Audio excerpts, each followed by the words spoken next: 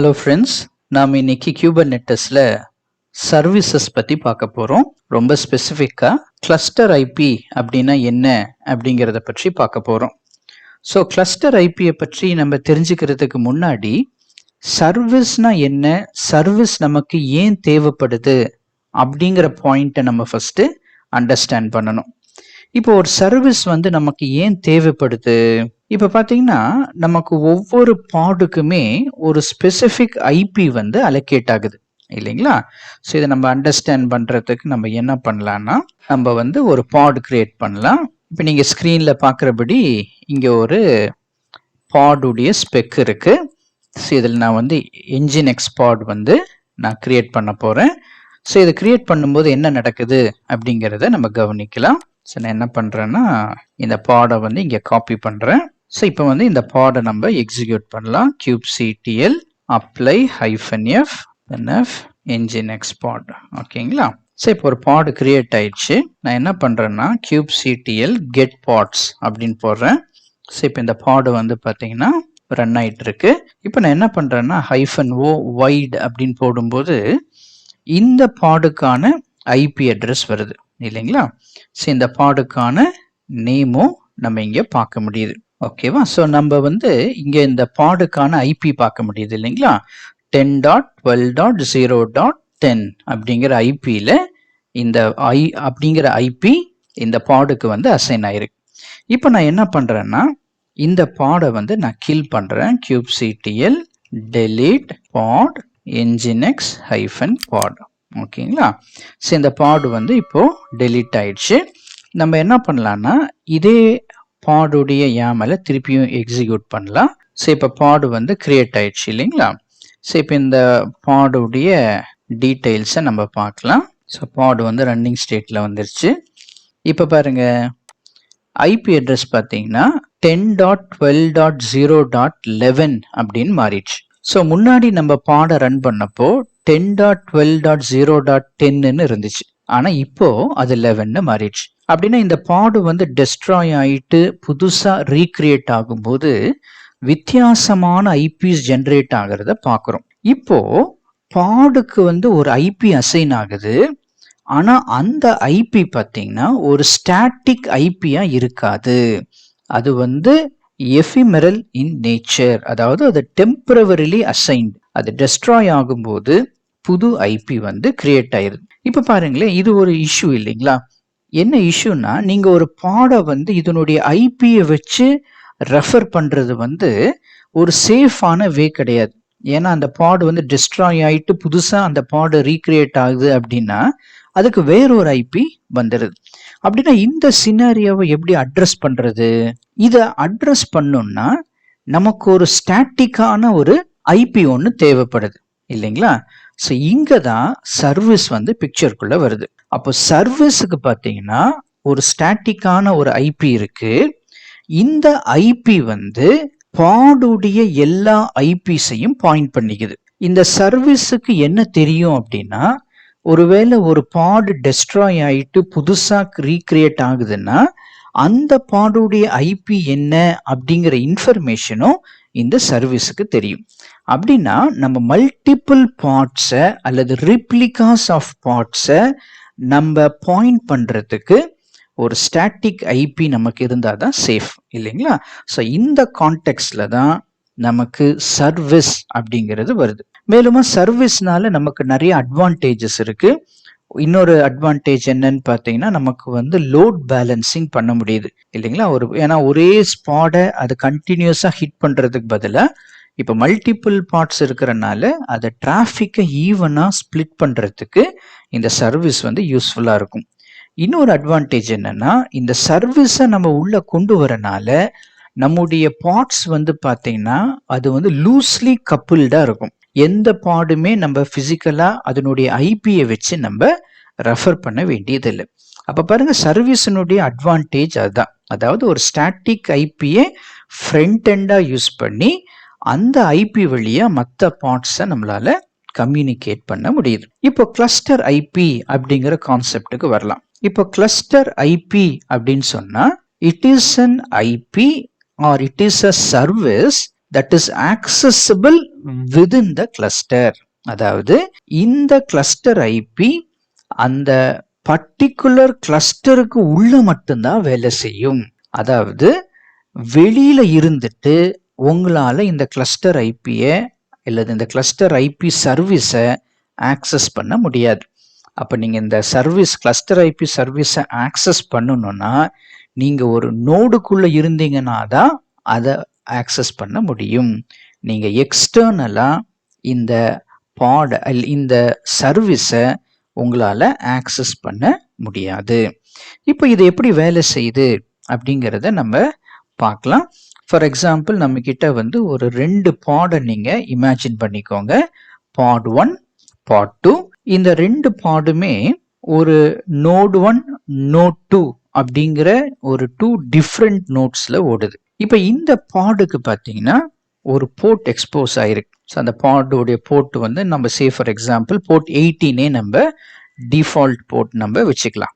ஓகேங்களா? இப்போ நமக்கு ஒரு 2 பாடு ஓடுது. இப்போ இந்த 2 பாடையும் கம்யூனிகேட் பண்றதுக்கு நமக்கு வந்து கிளஸ்டர் ஐபி யூஸ்ஃபுல்லா இருக்கும் அப்படின்னு பார்த்தோம் இல்லைங்களா?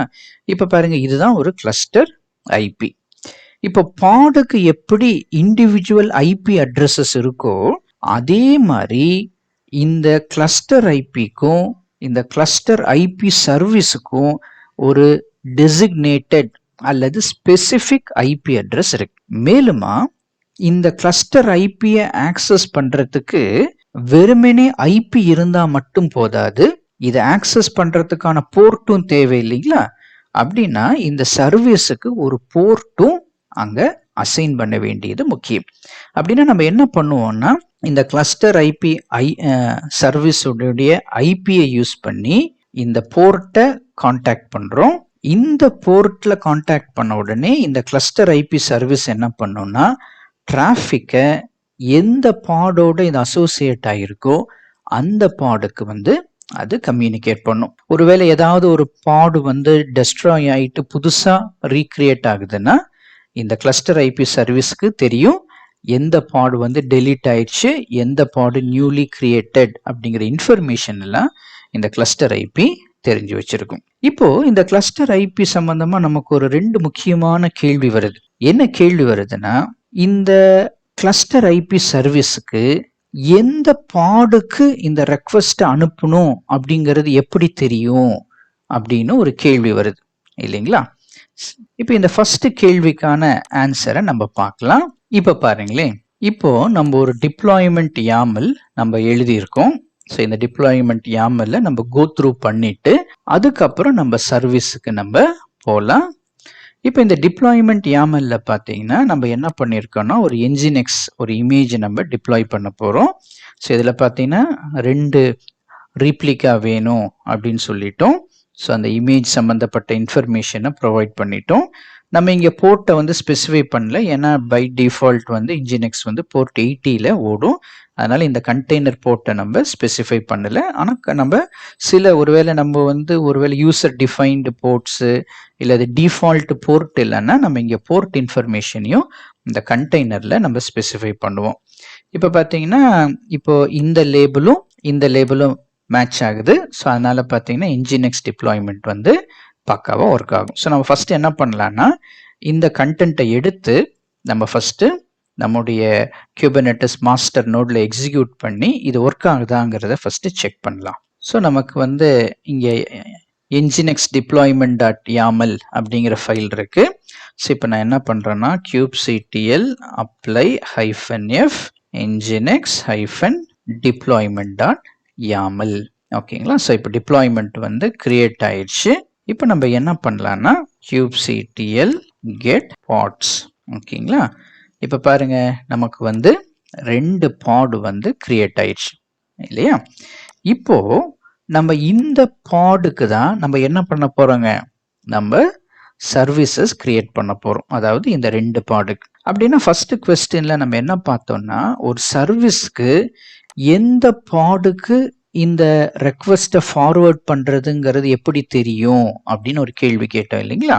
எப்படி தெரியும் அப்படின்னா இங்க பார்த்தீங்கன்னா நான் ஒரு சர்வீஸ் எழுதியிருக்கேன் இல்லைங்களா? இப்போ இந்த சர்வீஸ்ல இங்க செலக்டார் app:nginx அப்படின்னு சொல்லியிருக்கேன். இந்த லேபிளை வச்சுதான் அது எந்த பாட கம்யூனிகேட் பண்ணணும் அப்படிங்கிறத கண்டுபிடிக்குது. இப்போ இந்த app:nginx தான் என்னுடைய டிப்ளாய்மெண்ட்லையும் நான் சொல்லியிருக்கேன். பார்த்தீங்களா, என்னுடைய டிப்ளாய்மெண்ட்ல நான் app:nginx அப்படிங்கிறத நான் ஸ்பெசிஃபை பண்ணணும். ஓகேங்களா? அப்ப பாருங்க, இந்த பாடுடைய லேபிள் இல்லைங்களா? ஸோ இந்த பாடுக்கு வந்து நம்ம ஒரு லேபிள் கொடுத்துருக்கோம், app:nginx அப்படின்னு சொல்லி. ஸோ இந்த பாடுடைய லேபிளும் இங்க சர்வீஸ்ல இருக்கிற செலக்டார் லேபிளும் இங்க மேட்ச் ஆகிறத உங்களால பார்க்க முடியும். ஸோ இதை பேஸ் பண்ணி தான் அது எந்த பாடுக்கு இந்த ரெக்வெஸ்ட்டை ஃபார்வர்ட் பண்ணணும் அப்படிங்கிறத அது கண்டுபிடிக்குது. இப்போ செகண்ட் கொஸ்டின் என்னன்னா, எந்த போர்ட்டுக்கு இதை நான் ஃபார்வர்ட் பண்ணணும் அப்படிங்கிறத ஒரு சர்வீஸ் வந்து எப்படி கண்டுபிடிக்குது? அது எப்படி கண்டுபிடிக்குது அப்படின்னா, அதுக்கு வந்து பார்த்தீங்கன்னா இந்த டார்கெட் போர்ட் அப்படிங்கிறது அது ஹெல்ப்ஃபுல்லாக இருக்கு. இங்கே பார்த்தீங்கன்னா இந்த ஸ்பெக்கில் நம்ம போர்ட் டார்கெட் போர்ட்னு ரெண்டு இது பார்க்குறோம் இல்லைங்களா? ஸோ இந்த போர்ட்டுங்கிறது தான் அந்த கிளஸ்டர் ஐபி சர்வீஸ் உடைய போர்ட். டார்கெட் போர்ட்டுங்கிறது அந்த பாடில் எந்த போர்ட்டை ஹிட் பண்ணணும் அப்படிங்கிறத ஸ்பெசிஃபை பண்ணுறது தான் இந்த டார்கெட் போர்ட். ஸோ nginx பார்த்தீங்கன்னா டிஃபால்ட்டாக போர்ட் 80ல் ஓடுறதுனால நம்ம இங்கே டார்கெட் போர்ட் வந்து 80ன்னு சொல்லியிருக்கோம். ஓகேங்களா? அப்போ பாருங்க, இந்த டெஃபினிஷன் அல்லது இந்த ஸ்பெக்கில் நம்ம என்ன கற்றுக்கிட்டோம் பாருங்க. ஏபிஐ வெர்ஷன் v1 கைண்ட் வந்து நம்ம சர்வீஸ்ன்னு சொல்லிட்டோம். அடுத்து செலக்டாருங்கிற செக்ஷன் தான் எந்த பாடுக்கு இந்த ரெக்வெஸ்ட்டை ஃபார்வர்ட் பண்ணணுங்கிறத அது ஐடென்டிஃபை பண்ணுது. அடுத்தது போர்ட் பார்த்தீங்கன்னா nginx போர்ட்னு சொல்லிட்டோம். Protocol TCP. இந்த சர்வீஸ் nginx சர்வீஸ் அப்படிங்கிற கிளஸ்டர் ஐபியினுடைய போர்ட் என்னன்னா 32767. இது எதை போய் பாயிண்ட் பண்ண போகுது அப்படின்னா அந்த பாடுடைய போர்ட் 80யை ஹிட் பண்ண போகுது. இப்போ இதுல பார்த்தீங்கன்னா சில சமயத்தில் மல்டி கண்டெய்னர் போர்ட்ஸும் இருக்கலாம் அல்லது மல்டி போர்ட்ஸ் இருக்கலாம். சே ஃபார் எக்ஸாம்பிள் உங்ககிட்ட ஒரு கண்டெய்னர் இருக்கு. அந்த கண்டெய்னர்ல பார்த்தீங்கன்னா 2 கண்டெய்னர்ஸ் இருக்கு. சே ஃபார் எக்ஸாம்பிள் உங்ககிட்ட ஒரு பாட் இருக்கு. அந்த பாடில் வந்து 2 கண்டெய்னர்ஸ் இருக்குன்னு வச்சுக்கோங்களேன். சே ஃபார் எக்ஸாம்பிள் உங்ககிட்ட ஒரு பாட் இருக்கு. அந்த பாடில் வந்து 2 கண்டெய்னர் இருக்கு. ஓகேங்களா? ஸோ அந்த 2 கண்டெய்னரும் வெவ்வேறு போர்ட்டை பாயிண்ட் பண்ணிட்டு இருக்கு. அப்படின்னா எந்த பாடுக்கு இந்த ரெக்வெஸ்ட் போகணுங்கிறதெல்லாம் நம்ம இங்கே வந்து ஸ்பெசிஃபை பண்ண முடியும். ஓகேங்களா? சே ஃபார் எக்ஸாம்பிள் நம்ம இன்னொரு போர்ட்டை நம்ம ஸ்பெசிஃபை பண்ணோம்னா nginx-another port. ஓகேங்களா? ஸோ அதை வந்து நம்ம இங்கே ஸ்பெசிஃபை பண்ண முடியும். ஸோ இது வந்து எந்த சினாரியோவில் நமக்கு யூஸ்ஃபுல்லாக இருக்கும்னா, சைடு கார் பேட்டர்ன் அப்படின்னு ஒரு பேட்டர்னை பற்றி நம்ம ஏற்கனவே முன்னாடி வீடியோஸில் பார்த்துருக்கோம். ஸோ இந்த பேட்டர்ன் வந்து சில சினாரியோஸில் நம்ம யூஸ் பண்ணுவோம். சே ஃபார் எக்ஸாம்பிள் உங்களுக்கு வந்து ஒரு nginx கண்டெய்னர் இருக்கு. இப்போ இந்த கண்டெய்னரில் விழுகிற எல்லா லாக்ஸையும் நீங்கள் ஆட்டோமேட்டிக்காக இன்னொரு இதுக்கு ஸ்ட்ரீம் பண்ணணும். அப்போ பார்த்தீங்கன்னா நம்ம என்ன பண்ணுவோம்னா, ஒரு nginx கண்டெய்னர் இருக்கும், அதுக்கு கீழே பார்த்தீங்கன்னா இன்னொரு சைடு கார், அது ஒரு கண்டெய்னராக இருக்கும். ஸோ இந்த கண்டெய்னர் வந்து என்ன பண்ணணும்னா, ஜஸ்ட்டு அந்த nginx என்னென்ன லாக்ஸ் எல்லாம் ஜென்ரேட் ஆகுதோ அந்த லாக்ஸ் எல்லாம் ஃபெச் பண்ணி அது இன்னொரு இடத்துக்கு ஸ்ட்ரீம் பண்ணும். இல்லாட்டி பாருங்களேன், MongoDB ஒரு MongoDB டேட்டா பேஸுக்குன்னு ஒரு கண்டெய்னர், MongoDB உடைய எக்ஸ்போர்ட்டருக்குன்னு ஒரு சைடு கார் பேட்டர்ன். ஸோ இந்த மாதிரி ஒரு மல்டிபிள் அல்லது மல்டி போர்ட்ஸ் நம்ம டீல் பண்ணும்போதும் இந்த சர்வீஸுக்கு நம்ம ஸ்பெசிஃபிக்காக எந்த போர்ட்டுக்கு ஃபார்வர்ட் பண்ணணும் அப்படிங்கிறத நம்ம சொல்லணும். ஸோ நம்முடைய கேஸில் வந்து நம்ம சைட் கார் பேட்டர்ன்லாம் யூஸ் பண்ணல. நம்ம கிட்ட ஒரு சிங்கிள் போர்ட் மட்டும்தான் எக்ஸ்போஸ் ஆகிருக்கு. ஸோ அந்த போர்ட்டை தான் நம்ம இங்கே ஸ்பெசிஃபை பண்ணியிருக்கோம் இல்லைங்களா? ஸோ மல்டி போர்ட் சர்வீஸ் வந்து நம்ம இங்கே யூஸ் பண்ணல. ஸோ இந்த இடத்துல பார்த்தீங்கன்னா நான் கிளஸ்டர் ஐபி அப்படிங்கிறத நான் வந்து எங்கேயுமே ஸ்பெசிஃபை பண்ணல, வெறுமனே சர்வீஸ்ன்னு தான் சொல்லியிருக்கேன். அப்படின்னா என்ன புரிஞ்சிக்க முடியுதுன்னா, டிஃபால்ட்டா நான் எதுவுமே சொல்லாம ஒரு சர்வீஸ் கிரியேட் பண்ணேன் அப்படின்னா அது வந்து கிளஸ்டர் ஐபி சர்வீஸ் அப்படின்னு சொல்லி ட்ரீட் பண்ணிக்கும்.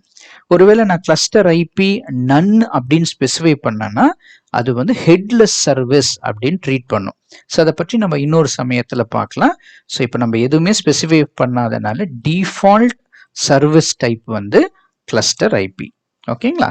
ஸோ இது எப்படி வேலை செய்யுது அப்படிங்கிறத நம்ம டெமான்ஸ்ட்ரேட் பண்ணி பார்க்கலாம்.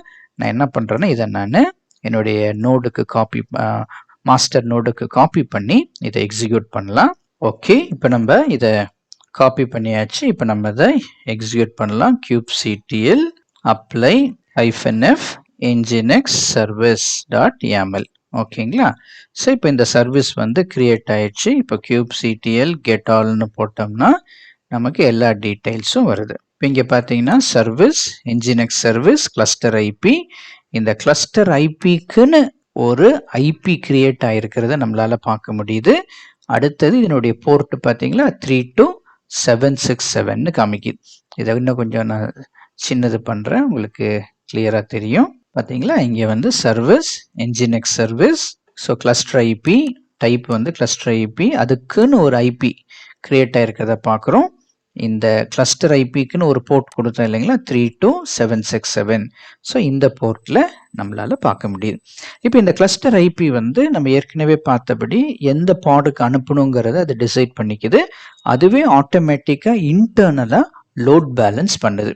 இதை நம்ம ஈஸியாக விஷுவலைஸ் பண்ணி பார்க்கறதுக்கு நம்ம என்ன பண்ணலான்னா, நம்ம இந்த நோடுக்குள்ளே நம்ம ஃபஸ்ட்டு லாகின் பண்ணலாம். நான் வந்து இந்த நோடுக்குள்ளே லாகின் பண்ணுறேன். ஓகே, இப்போ நான் வந்து நோட் 01ல் நான் இருக்கேன். நம்ம என்ன பண்ணலான்னா என் பாயிண்ட்ஸ் எல்லாம் பார்த்துட்டு வந்துடலாம். ஸோ நம்ம என்ன பண்ணலான்னா kubectl get pods -o wide அப்படின்னு போட்டோம்னா நமக்கு இந்த nginx பாடுடைய ஐபி அட்ரஸஸ் கிடைக்குது. அப்படி இல்லாட்டி kubectl get endpoints அப்படின்னு சொன்னோம்னாலும் நமக்கு இந்த 2 எண்ட் பாயிண்ட்டும் கிடைக்கிறத பார்க்குறோம். ஓகேங்களா? சரி, இப்போ நம்ம என்ன பண்ணலான்னா நான் வந்து அந்த நோடுடைய இதுக்கு போகிறேன். ஸோ இப்போ நான் என்ன பண்ணுறேன்னா curl. ஸோ இப்போ பார்த்தீங்களா, நான் இந்த கமாண்டை எக்ஸிக்யூட் பண்ண உடனே அது வந்து ஆட்டோமேட்டிக்காக அந்த nginx உடைய கண்டென்ட்டை கொடுக்குது.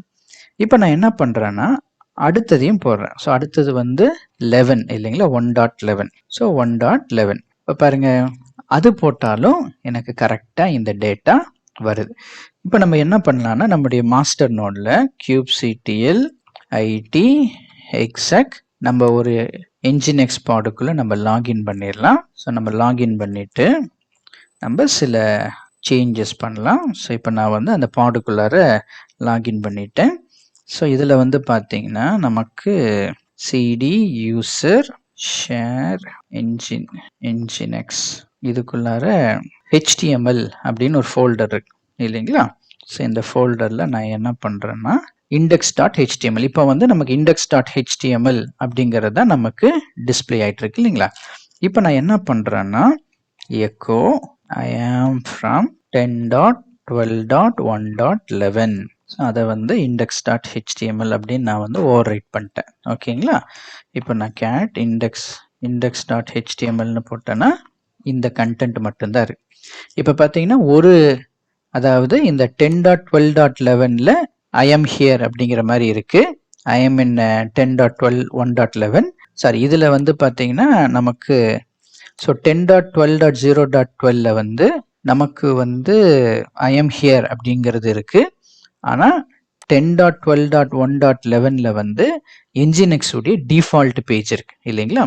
இப்போ நம்ம என்ன பண்ணலாம் அப்படின்னா இப்போ இந்த கிளஸ்டர் ஐபிக்கு அப்படின்னு சொல்லிட்டு இப்போ kubectl get serviceன்னு போட்டோம்னா நமக்கு இந்த கிளஸ்டர் ஐபிக்கு அப்படின்னு சொல்லிட்டு ஒரு ஐபி இருக்கு இல்லைங்களா. ஸோ இந்த ஐபியை நம்ம என்ன பண்ணலான்னா செக் பண்ணி பார்க்கலாம். இந்த ஐபி வந்து ஆக்சசிபிளாக இருக்கா அப்படிங்கிறத நம்ம செக் பண்ணலாம். இப்போ என்ன பண்ணலான்னா curl போட்டுட்டு இது எந்த போர்ட்டில் எக்ஸ்போஸ் ஆகிருக்கு 32767. இப்போ பாருங்க நமக்கு nginx பேஜ் வந்துருக்கு. இப்போ நான் இதே கமாண்டை திரும்பவும் எக்ஸிக்யூட் பண்ணுறேன். என்ன நடக்குது பார்க்கலாம். திரும்பவும் அது nginx பேஜ் வருது. பார்த்தீங்களா, இப்போ என்ன வருது பாருங்க, I am from 10.12.1.11. அப்போ பாருங்க, இந்த கிளஸ்டர் ஐபி இந்த சர்வீஸ் என்ன பண்ணியிருக்குன்னா ஒரு தடவை ரெக்வெஸ்ட்டை ஒரு நோடுக்கும் இன்னொரு தடவை அதை இன்னொரு பாட் அல்லது இன்னொரு நோட்ல இருக்கிற பாடுக்கும் அது அனுப்பிச்சிருக்கு. அதனால தான் பார்த்தீங்கன்னா நமக்கு வந்து ஒவ்வொரு முறையும் ஒவ்வொரு மாதிரி வருது பாருங்க. இப்போ அந்த nginx பேஜ் வருது. இந்த முறை பார்த்தீங்கன்னா நமக்கு 10.12.1.11 வருது. ஸோ அப்படின்னா கிளஸ்டர் ஐபி சர்வீஸ்லேருந்து நம்ம என்ன புரிஞ்சிக்க முடியுது, அது வந்து ஆக்சசபிள் ஒன்லி விதின் த கிளஸ்டர். அது வந்து ஒரு இன்டர்னல் லோட் பேலன்சர் அப்படின்னு சொல்லலாம். இப்போ இந்த கிளஸ்டர் ஐபி சர்வீஸ் வந்து எப்படி கண்டுபிடிக்குது எந்த பாடுக்கு போகணும் அப்படின்னு சொல்லிட்டு, அது வந்து செலக்டாரை வச்சு கண்டுபிடிக்குது. எந்த போர்ட்டுக்கு போகணுங்கிறத எப்படி கண்டுபிடிக்குது, அதுக்கு வந்து நம்ம டார்கெட் போர்ட் ஸ்பெசிஃபை பண்ணுறோம் இல்லைங்களா.